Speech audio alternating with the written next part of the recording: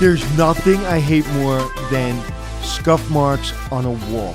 ScuffX delivers superior scuff resistance in the most challenging, high-traffic commercial environments, thanks to its patent-pending scuff-resistant technology. Yes, there's people in a lab somewhere thinking about how to keep scuffs off walls. Where we're running around like crazy, there are actually scientists trying to figure this stuff out, and no one's done it better than ScuffX.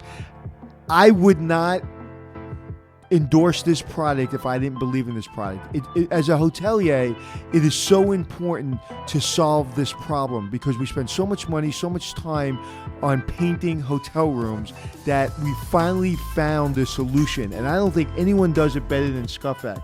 The high-performance ScuffX latex paint reduces the need for touch-ups, repaints, offers significant savings on long-term maintenance costs. And for all the information you need, go to benjaminmoore.com.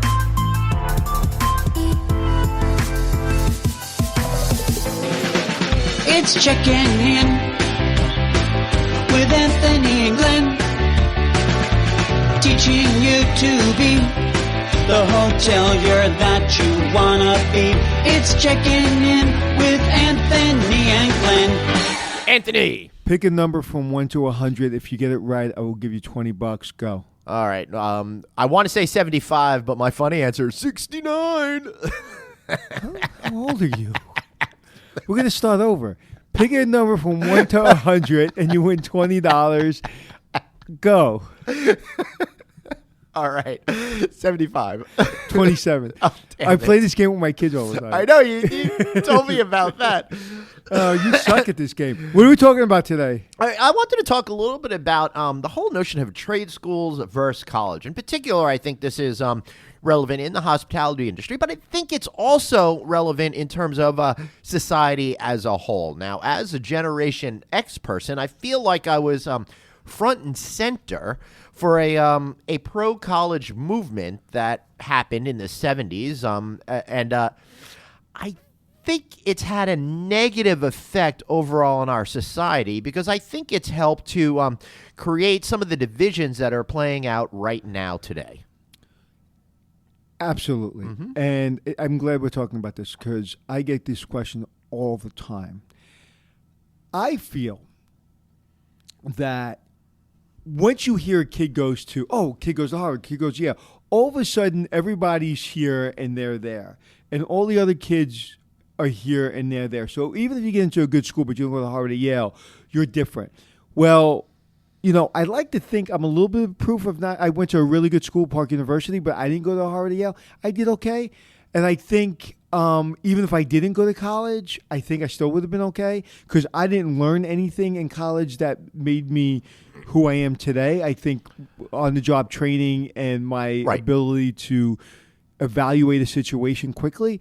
So I really think that there is a separation, not only between like an Ivy League college and a good college, but even and then if somebody goes to community college, you know, it's like, oh, they go to community college. Right. Well, how stupid are they? No, one is for saving money, and two, you know, my wife went to community college, then went to Brooklyn College, and she still says the community college is the best college. Hey, look, in that example in particular, I had a buddy that stayed home for 2 years, went to the community college, then wound up meeting me at the university I was at. And there's no difference in the degrees that either of us had, except that him and his family didn't have to spend as much money. Right, and I'm going through that now with having my kids are in private college.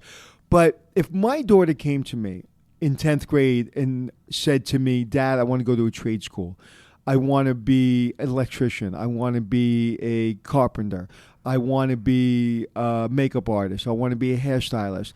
And she goes, I want to drop out of school and I want to go to a trade school.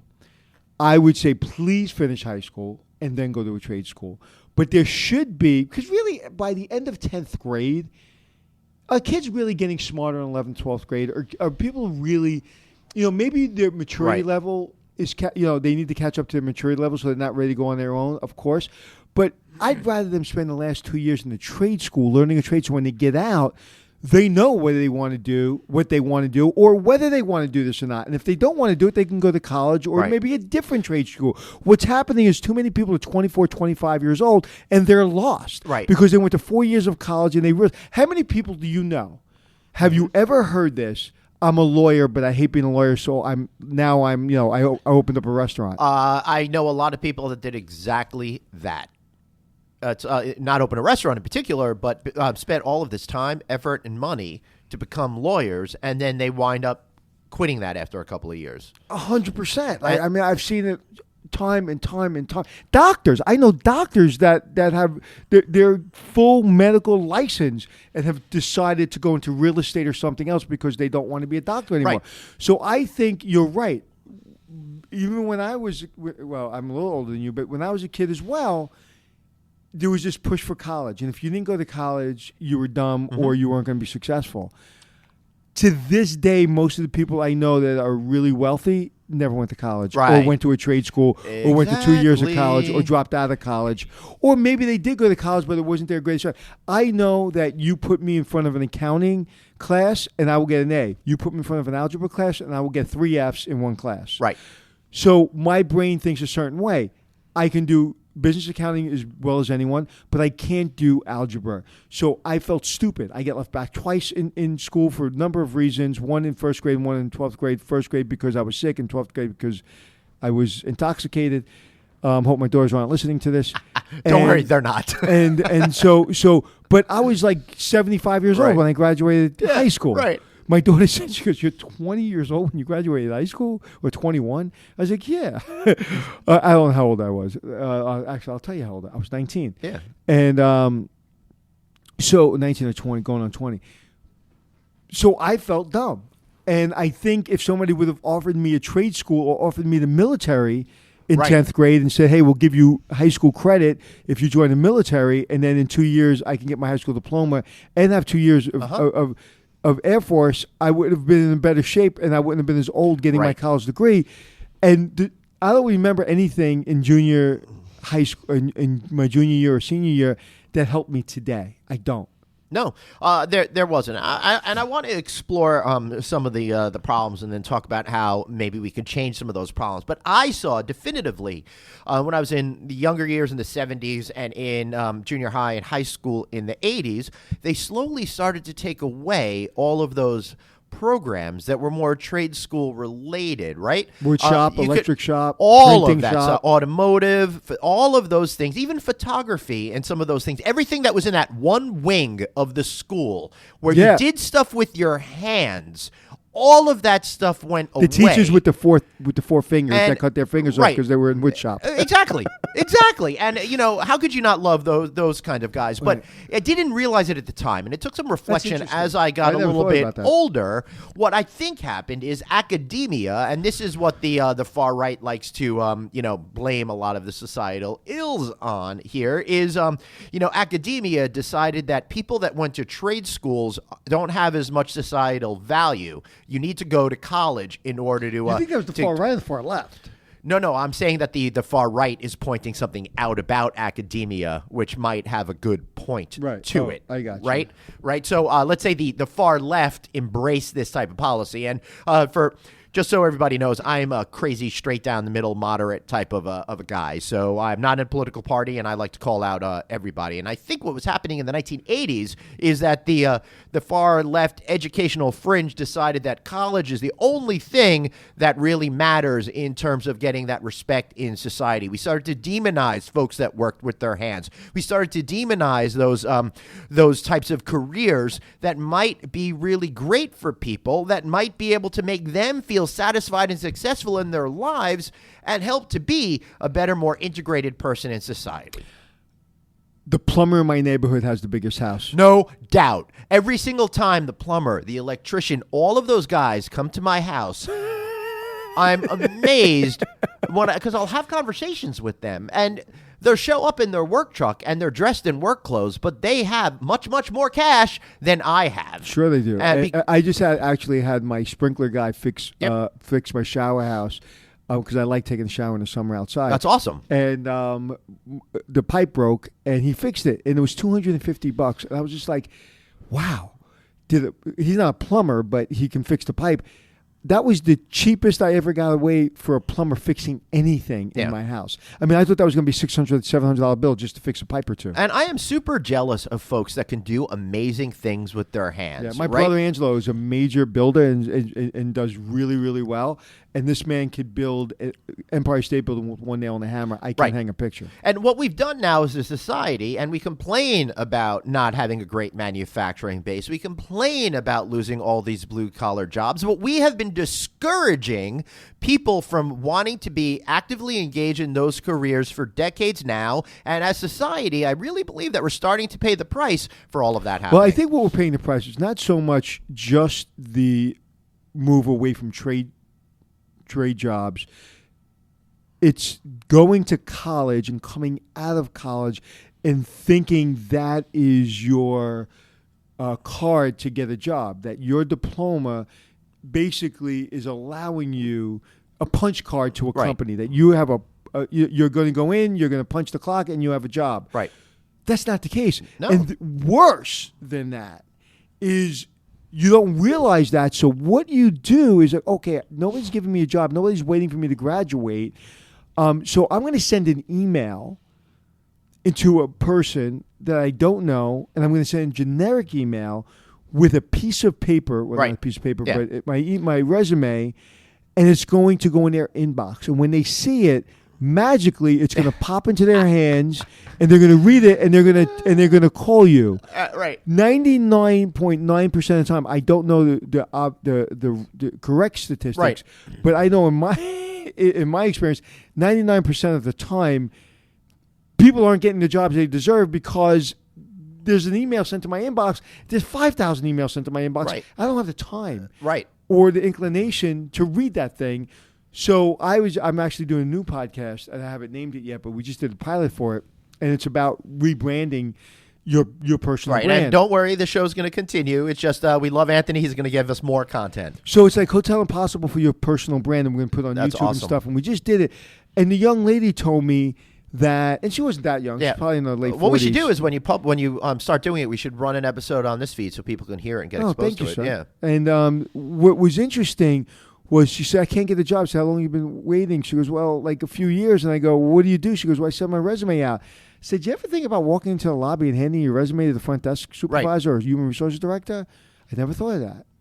Never thought of that. That's the problem in this country now. It Hold on. I want to really having no trade schools in high schools, no trade classes in high schools, I should say, is a problem.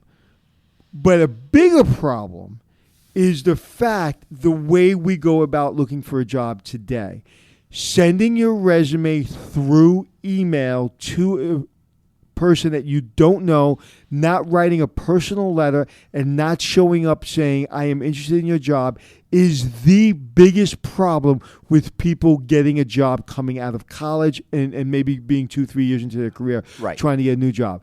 No one is reading your friggin' resume. And if they're a clerk in human resources, and they're making a decision whether you live or whether you die. And they're not even thinking about it in those terms. They look at it. I've done this before. If they look at it at all, you have a second or two to really make an impression. I think it's actually they say under 4 seconds. Yeah. Mm-hmm. And I know I've actually done it where I've sit in my office. Usually you delegate it out to a clerk, or to an assistant where they're looking at all the resumes. Right. So just send me the good ones, right? Yeah. So sometimes I'll sit in my room because it's a very important job, and I'll sit in my office and I'll take a pile. It's a good pile, bad pile, and maybe pile. And I clock myself, and I'm making decisions in less than 4 seconds. Less than 4 seconds. Right. And what I'm looking for is quickly, I'm looking to see if it looks uniform. Right. If it really, you won't get more than a second from me if the resume is fakakta.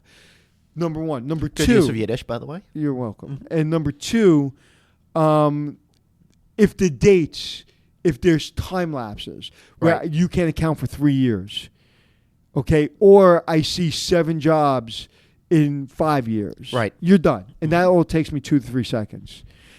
You want to get my attention. You want to get a minute of my time, and a minute is I'm really interested. it's got to pop out to me. It's got to be it's got to either send it to me in an envelope, not through email.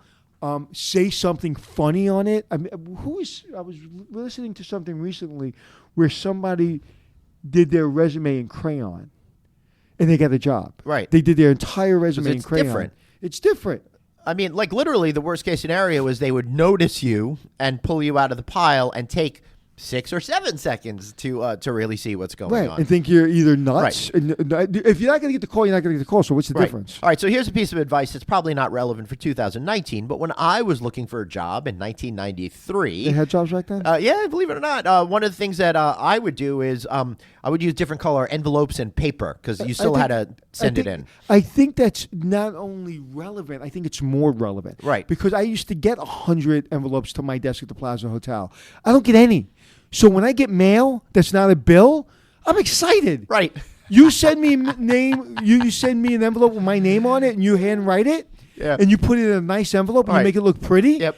I'm like, I'm opening that damn thing. I'm thinking, a long lost relative left me $1 billion. Yeah. I'm opening it up. Yeah, totally. And now I had another buddy back in the 90s who was an editor, video music editor, right? And he wound up building an amazing firm where I worked with him at that time, where we did all the top hip-hop music videos of the late 1990s, right?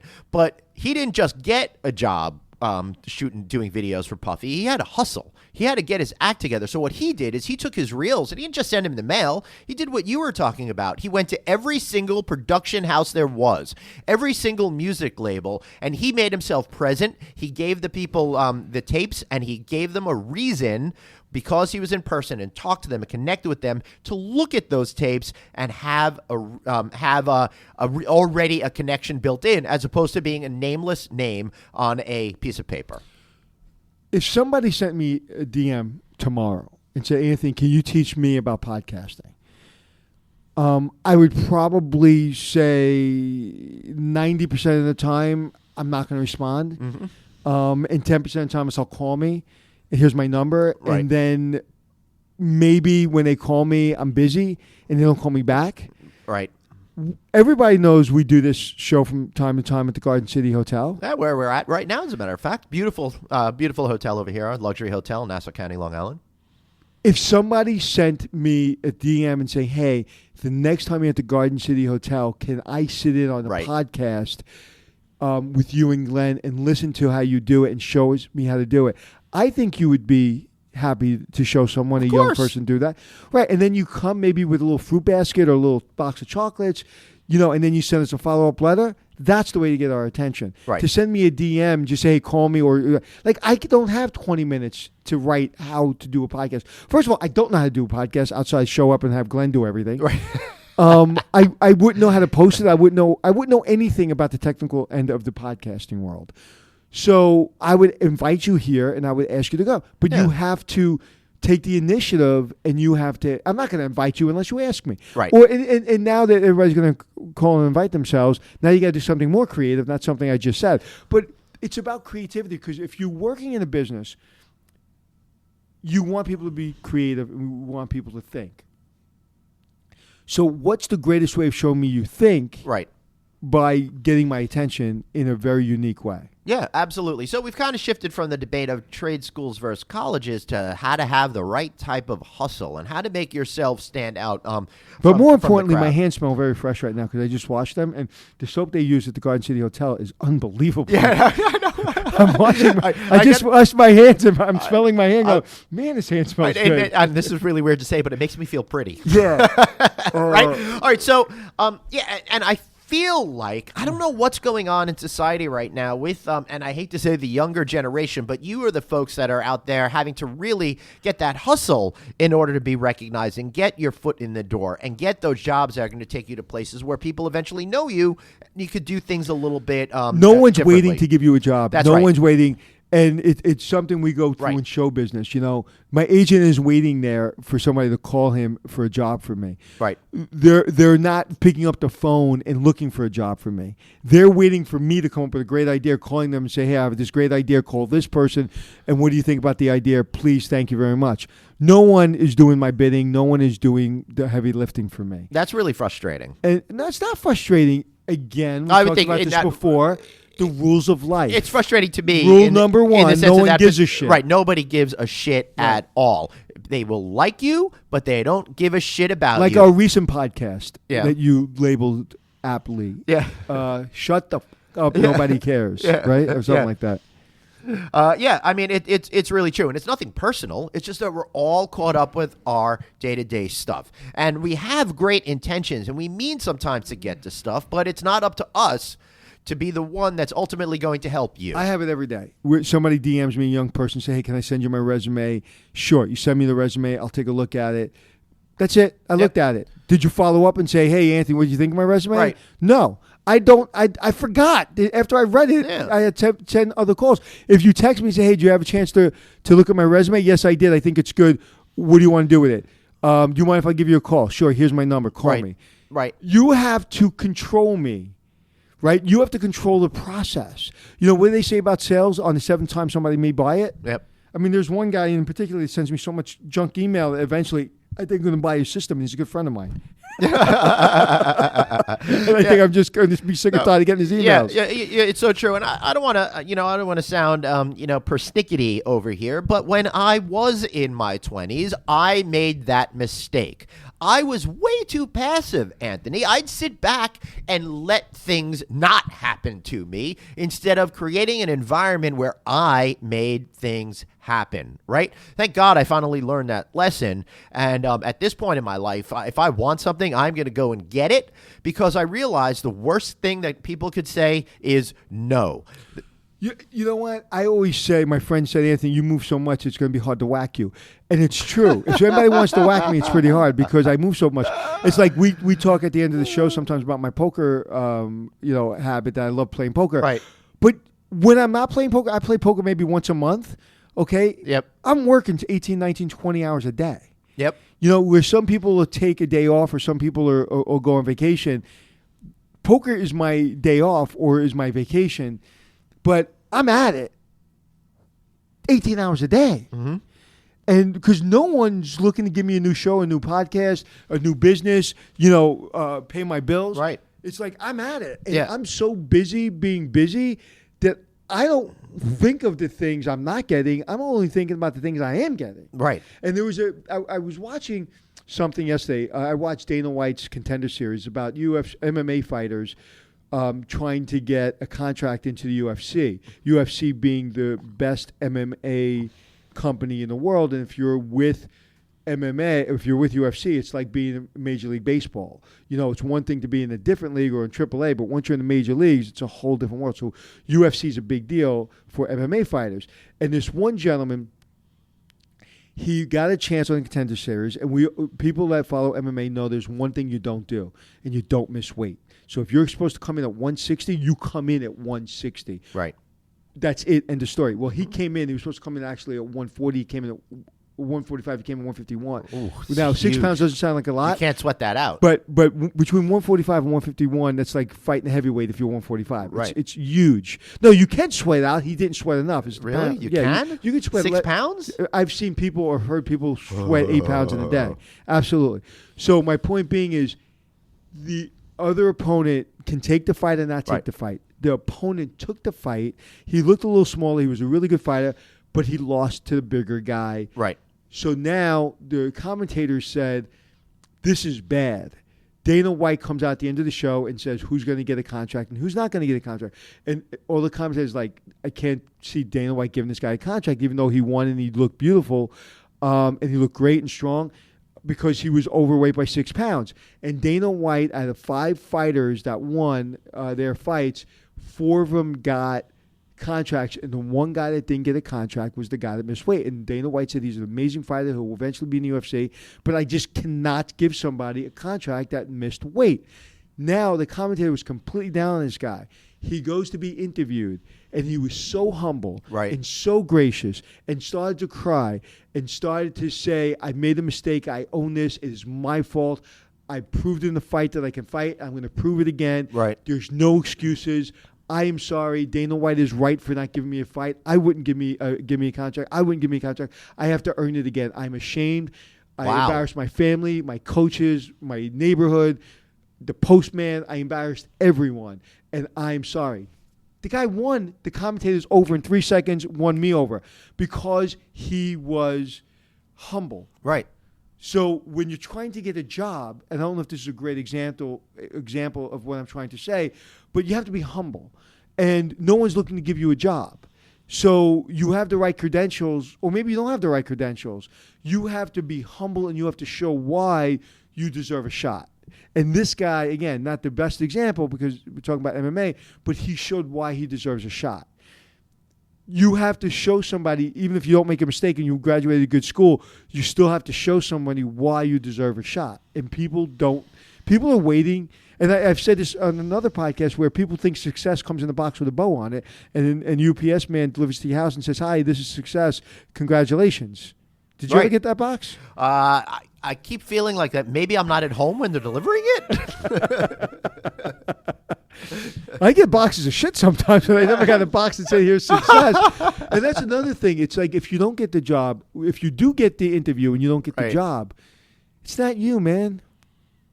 It wasn't the right fit. Or maybe it is you. Right, and you can learn. So learn from what you did wrong and ask the person if you didn't get the job, follow up and say, "Thank you so much for the opportunity. I'm not upset, or maybe I am upset, but I know it's not personal.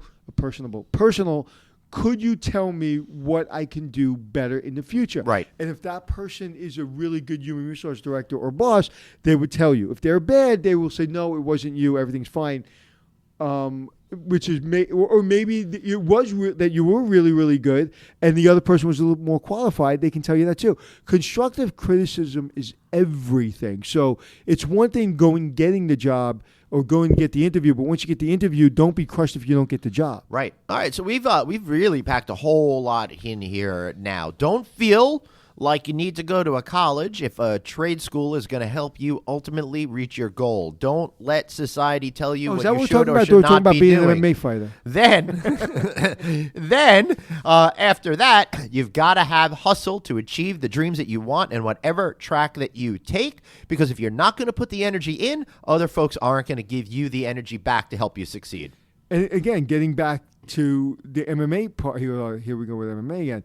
A lot of these guys drop out of college or drop out of high school, but they have a dream. Right. And they make their dreams come true. And if they win the championship, do you think Dana White says, "Hey, did you graduate college?" He doesn't give a rat's ass. No, nobody cares if you went to college or not. And I guarantee that there's more than one hotel industry CEO out there that started at the line level actually, and have made their way to the CEO position without a college degree. Now, a lot of the CEOs that are out there started early. Some may have college degrees, but some definitely do not. If you don't have a college degree, it's not the end of the world. Obviously, you can't be a doctor or a lawyer, but there are a lot of great careers. Actually, that's not true. Kim Kardashian is going to be a lawyer, and she doesn't have to go to law school. How's that now? I don't know. There's some kind of rule in California where if you can study and take the test and pass the bar, really, you can get your lawyer license. Yeah. Oh. All right, well. Yeah, you don't watch Keeping Up with the Kardashians, do you? I do not. I don't either. I saw that on TMZ. Nothing personal, but when my wife is watching a show like that and I come into the room, the look of disgust in my face is so much, I just turn around and walk out of the room. My wife watches My 600-Pound Life, and I watch poker. So. Yep. Yeah, I mean, it's hard for me to really criticize her, although I think a lot of those kinds of shows are helping tear apart the fabric of society because they show the absolute worst in human beings. But I like shows that I love Hotel Impossible, and I love shows in that vein, not to be a kiss-ass, but I love shows that show more success, show people building, show people using their wits to be successful in things. Listen, if you're overweight or you have a drug problem, I am the first person to want to help you, and I'm the first person to have empathy. I just don't like turning into a show. I just want to also recognize people that are going to the gym, that people are being successful, and the struggle of what it is to fit in all the things you need to fit in to be successful, and grinding every day and grinding every day and grinding every day. And a person that didn't fall prey to, whether it could be, I'm not saying it's not, it could be an addiction, or could just be, in some cases, a habit because you're running away from something. Again, don't send me letters if I'm being politically incorrect. My point is I want to see people grinding every day that are being successful and not falling prey. On the other hand, there is a place for those shows, and there are a place, obviously, for us to have empathy and to show empathy, whether it be for somebody in my family or any other family. But I don't think there's enough positive shows out there where people are grinding. Yeah, I absolutely agree. Look at you, with for example. I've not Yeah. mentioned this before, but Yeah. come on, Glenn. I mean, you came out of nowhere. You left your job, and you're the podcast guru. We're walking through Vegas casino or hotel, and somebody goes, Glenn, you're everywhere. You're in every friggin' trade show. You're on a plane every day. You travel more than me. You're grinding. Sometimes you're making money from these shows. Sometimes you're not. Sometimes you're making good money. Sometimes you're making shit money.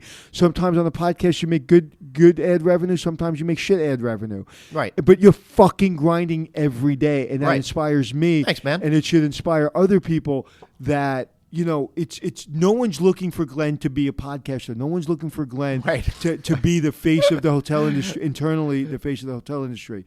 But he is, because he grinds every day. So it's not because he put a resume out on an email. It's not because he asked somebody for a shot. He asked for that person for a shot 17 times. He followed up with their secretary. He said, why are you on my podcast? Hey, Right. it could be for both of us. Could you fly out to Denver for free to talk to him? Sure, why not? Fly me. He doesn't even have to fly in first class. He'll fly in business class. He'll fly him coach. It's like you've done everything possible to make yourself successful, and I've seen the grind firsthand. So it annoys me when people think sending a resume, the people are taking it out on them because they didn't get an interview, or they got the interview and they didn't get the job. No one cares. Show up, shut up, and just work your ass off. Right, and let me throw back a little love in your direction, Anthony. Thanks for saying all those nice things about me. But I feel like that you and I have this positive feedback loop, because I see the success that you have. I see how you keep working. I see how you have multiple businesses, and all of that stuff motivates me to keep going. I've been exhausted. I'm fine now because I've had some time to relax at home over the last few weeks. But I'm so exhausted this spring. You were talking about how I was gaining weight and started to look kind of I got used crappy. to. I got used to being exhausted, like when I was 7. Right. I got used to being exhausted from worry because of the way I was growing up. I got used to worrying that I was going to get thrown in the Air Force. Then I got used to worrying that I was going to get thrown out of college. Then I got used to worrying about I was going to get fired from the plaza. Then I got it's just on and on and on. Right. So I'm so used to working hard and worrying that it's part of what I do. That doesn't mean I'm not happy. It doesn't mean I'm not positive. It doesn't mean I don't have the greatest life in the world. It just means it's part of the rules. Like we talked about last time, when you grow up, you know the rules of life. Yeah. I just got a really great email from my old assistant, Alice. My former assistant, can't call Alice old because she'll kill me, even though she's older than me. Her daughter just got a clean bill of health. She's cancer-free. That's awesome. Right? That's amazing. Yeah. But she had cancer. That sucked. Yeah. But now she's got, and I think her mental toughness really helps as well, because she's a real tough young lady. Right. So listen, it is what it is, and if you want a job, man, just make them where they can't say no. And if they do say no, like the Regency Hotel, when I walked in there, handed the resume to the manager, he looked at me and he goes, "We don't have any positions. Thank you very much," with a fucking bad attitude. Right. I walked out of there and they said, "I'm going to bury you." Right. I don't know where or when, but I'm going to bury you. I'm going to be your boss one day. I'm going to remember your face, and I'm going to bury you. And I've never met that person, but I would imagine that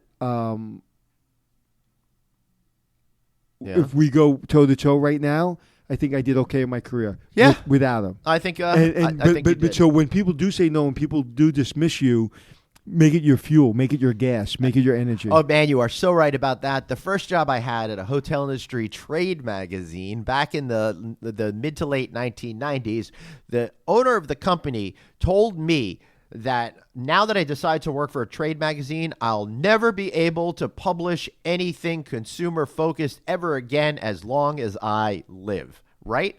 I turned that into a challenge. After I left that job, that has been in my mind since 1996 that somebody said that. And I still think about that, and I still try to prove that dude wrong, who, by the way, was arrested for embezzling money from his company, got thrown in jail. So he didn't know any better. I just, they always are. It's right? interesting. Those guys always are. The ones that try to pull you down. Ugh. Yeah, and that's a really good point. If somebody's pulling you down, it's because they're insecure. It's because they're not confident. Right. Anyone that's pulling you down is an insecure person and needs help. people that are successful are pulling people up. I get excited about helping people and pulling people up. If somebody can outdo me, if somebody came and I heard all of a sudden Hotel Impossible was being rebooted without me, I would cry for a half hour. Mm-hmm. I would want them to, I want to see the show they're doing. And if that host is exceptional and better than me, I would be the first person to call them. Okay, I'd be the first person to congratulate them. If they sucked, I would laugh in private and praise in public. Right. Or I wouldn't say anything. I don't want anybody to fail. I want everybody to be successful. But that doesn't mean I'm not going to be emotional about it, but I'm going to be emotional about it personally. But I'm never going to bring anybody down. Right. Ever. Did I ever tell you the Jack Maxwell story? No. Jack Maxwell does Boost Traveler, and he took my time slot. I did 10 o'clock, 9 o'clock on a Monday night. Right. 9 o'clock on a Tuesday night. Getting 9 o'clock slot took me seasons to get. Finally, we get it. We're on Netflix. We got the prime time, and things are just exploding. Everyone's getting to know us, and it's exploding, the show. All of a sudden, this show called Boost Traveler is now getting all the press that I used to get, and now took my time slot. I was like, that sucks. Yeah. Why did you take my time slot? Yeah. Then I looked at the show. I'm like, guy's pretty likable, pretty good show. So I DM him. I go, hey, Jack, I'm Anthony. Welcome to the channel. He goes, hey, man, thanks, buddy. I hope Jack's listening now because Jack's a dear friend of mine. And he goes, thanks, buddy. I say, hey, here's my number. Give me a call. So he calls me up, and I go, just so you know, I'm Italian from Brooklyn. You don't take an Italian from Brooklyn's time slot. You took my time slot. It spent me years getting that time slot. Who the fuck are you to take my time slot? Click. I hang up the phone. Wow. I'm like hysterical laughing. Right. I'm like, I don't know this guy from Adam. Right. He's either going to punch me in the face or he's shitting himself. Yeah. So I call him back like a minute later and I go, just kidding. Welcome to the channel. And I said to him, I said, and honestly, I was really upset that they took my, but I wasn't upset with him. Right. Well, it's not his fault. And I'm not calling Travel Channel and saying, why'd you take my time slot? Right. It's like, I took somebody's time slot when I got my show. I got all the commercials when I got my show. I got everything you're getting that he was getting. I was explaining this to him. Everything you're getting, I got. Right. So now it's your turn. Yeah. Why am I going to be upset with you? Just don't ruin it. Right. Make sure you use it and make sure you use the best of it. Well, isn't that kind of just a great way to look at the world? Because too many people think that there's only X amount of opportunity out there. And if someone else gets something, that means you have less opportunity for yourself. That's the wrong way to look at the world. Everybody, in our industry, in the trade magazine business that I came up with in the hotel industry, some of the folks that were there were like, we've got to take down that other magazine. We got to do this. They suck. They did this. They did that. I'm like, just focus on yourself. And those advertising dollars are going to come to you. There's enough room for everybody in our business to be successful, and we could all lift each other up and work together to be successful instead of trying to tear each other down. And also, life takes energy. Right. And any energy that you're putting in the wrong direction is energy you can't use for yourself. Right. So I probably got a little upset and probably got emotional that my time slot went away. I was probably a little pissed off at Travel Channel for maybe 10 seconds, probably 10 minutes. And then I got over it. And it was like, of course, it's just his turn. That doesn't mean I'm going away. And I didn't go away. And we did 9 seasons. So it all worked out. And I don't want to give you my energy. So it's maybe selfish. Right. I don't think, and I love Jack, but I don't think he deserved my negative energy. Because my negative energy would maybe lift him up because he's going to say, right. I took something of somebody else's. He's not like that, but he could have been.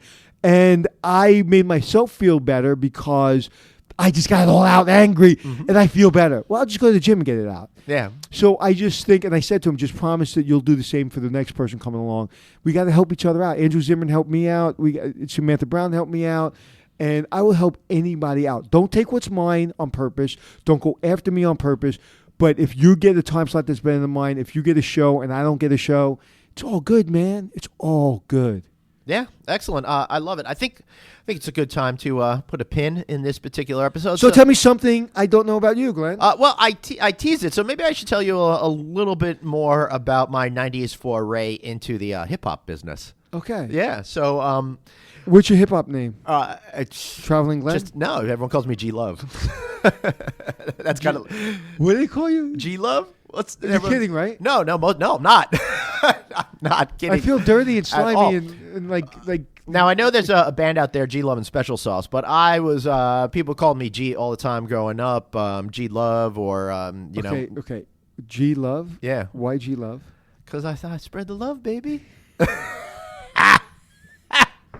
Okay, give me your best G Love voice. Nah, I'm not gonna do that, but I will tell. Can you you know any? No, I don't know anything. No, okay. No, that's why I do the show with you, so you can do everything and I can't. But back in the mid to late 1990s, I was trying to get my writing career going. I'd already worked at One Trade magazine. I left that and I started doing freelance work for other folks. At the same time, my buddy, who was a great, really super talented music video editor, started to find a lot of luck doing stuff for hip hop videos for labels like Bad Boy Records, for example. And he was making bank and having a great time, and he brought me in to help organize and run the company for him. So two Jewish guys from Long Island became the center of the hip hop universe in New York City for music video editorial, and that's crazy. It was crazy, and all of the top acts, all of the ones that you knew in the 1990s, all came into the office and would hang out and party with us, and we'd do these videos, and I was in charge of all the client services, so it'd be like me and all the bodyguards hanging out while Diddy or J-Lo or Mace or Redman, or I could go on and on and on and on about all the 1990s hip-hop personalities that we got to hang out with. It's a very unique and interesting kind of universe. I can't ask you your least favorite person on air, but I'll ask you your favorite. I got to tell you, I loved Redman. He was freaking no awesome. idea who that yeah, is. He was back in the 1990s. He was just so interesting, so creative, so much fun. There were just so many great people there, but most of the great people were the support staff. Is he alive or dead? No, I think he's alive. Yeah, I don't see any. Busta Rhymes was really a cool dude. I liked hanging out with him. One guy I'm not ashamed to say I did not like hanging out with was Puffy. He may be now P. Diddy or whatever they call him. He's calling himself these days. I think he is the second biggest a-hole I've ever met in my entire life, and he just disgusts me. Who's your first? A name that people say every single day in our world that I don't want to be talking about. But I've been in the hotel industry a long time, and I've met a lot of people in the hotel industry, and I know the good ones, and I know the not so good ones. Wow, what makes him the biggest a-hole you ever met, or second biggest a-hole you ever met? Second biggest a-hole is the way that he thought he was amazing and the way that he treated his people. When he was dating Jennifer Lopez back in the late 1990s, maybe 2000-ish, I don't remember the exact year. I think it was before Ben Affleck started dating her. Before, right? Ben Affleck was her rebound. What he would do is he created the street team, which basically meant not paying any of these young kids any money. They were all quote-unquote interns, right? And they would do all of this hard work for him. They would help produce the videos. They would do everything. Even the folks that were working for his team, they were getting paid crap. And everyone was looking forward to, the holiday season. And he gave Jennifer Lopez a mink jacket that must have been $10,000, $20,000 back in the 1990s.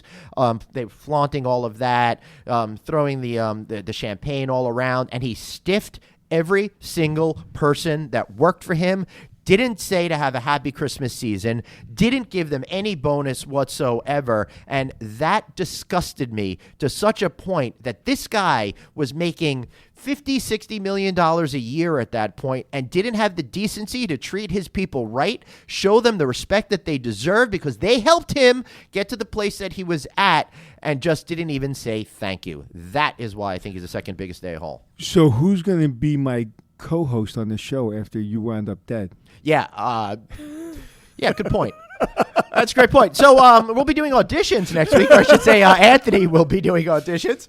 My funeral will be held at the I.J. Morris Center in Deer Park, Long Island.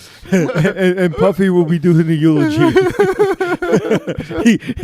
Is that laugh a little scared? A little bit. You forgot about that. He got arrested for shooting a gun off in a club. Dude, yes, I do remember. I do remember that happening, and I remember going to his club and restaurant back in the day. And I also remember at that time, my buddy who was cutting stuff would call me up. It's like, dude, I'm afraid to leave the studio because I'm afraid there's going to be a drive-by tonight. It was really an interesting, scary, fascinating kind of. See what happens when you talk to old guys? Yep. We get a lot of experiences. So ask me something. Yes, Anthony, tell me something I don't know.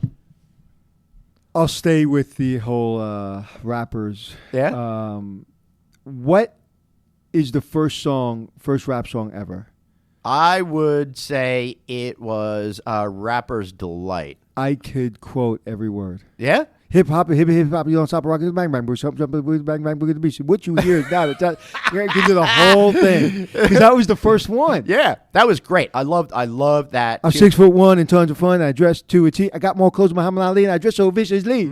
Hotel, motel, holiday Inn. I just sang on the radio. That's a great place to. I have no rhythm, and I'm tone deaf. But yeah, it was interesting because it was like this will never ever last, and like Rapper's Delight is such. a Everlast, light another version. artist that we worked with back in the 1990s. Sorry, go on. It was such a light rapper song. Yeah, sure. That. And we was like, this would never last. Right. Disco was just kind of going away a little bit. Rock was kind of strong.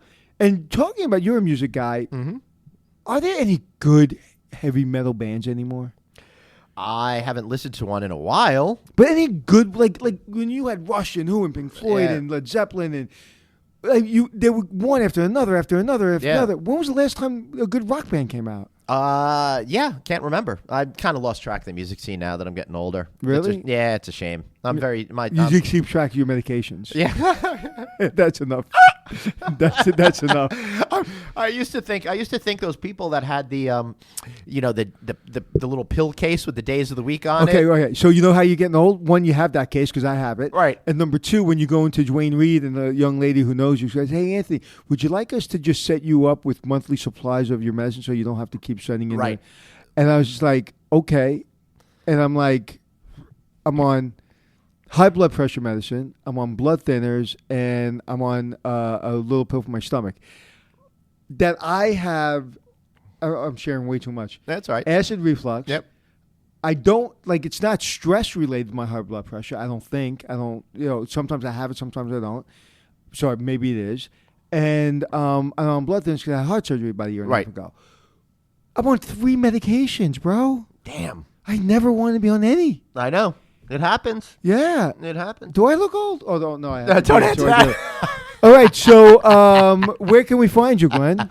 Well, you can find me anywhere online at Traveling Glenn. That is, except for you, Diddy. You do not know where to find me at all. Anthony, how can we find you? You can find me at glove.com. G-Love. Oh, man. As long as I remember that, I'll be calling that the rest of your life.